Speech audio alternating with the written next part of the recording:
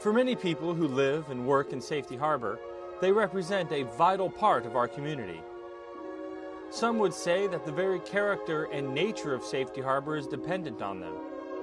And if we allow them to be lost, then the city just wouldn't be the same. By now you've gotten the idea. We're talking about trees, but not just any type of tree. We're talking about grand trees like the Baranof oak here. Trees like this have become so important in Safety Harbor that it's time to protect them, and the city got an idea. The idea is a grand tree ordinance. Now, this type of legislation is nothing new, not like discovering gravity or anything. Other cities have ordinances that protect trees, but it was new to Safety Harbor, so we needed someone experienced with trees. Meet Alan Mayberry, and Alan knows a lot about trees. We'll get back to Alan in a moment. First thing you might be wondering is, what's a grand tree? That's a good question, Shannon.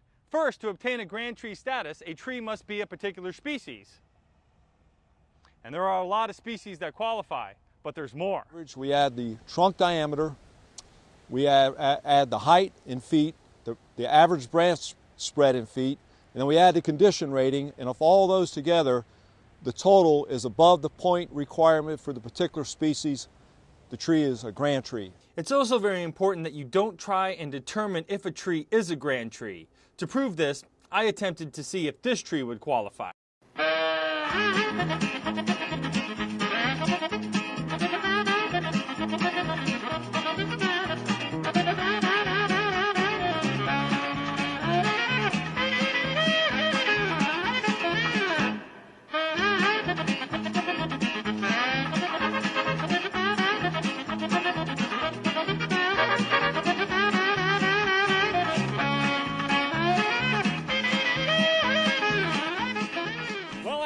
It looks like a grand tree to me. To you? Does it really? It does. All right, well, let's take a better look at it. From this side, I would agree. And one of the problems is a lot of people look at a tree and this looks good. Nice trunk, big spread. It's a grand tree, but let's take a closer look. You move around to this side, you see this tree has some problems. This is a trunk cavity that goes all the way into there.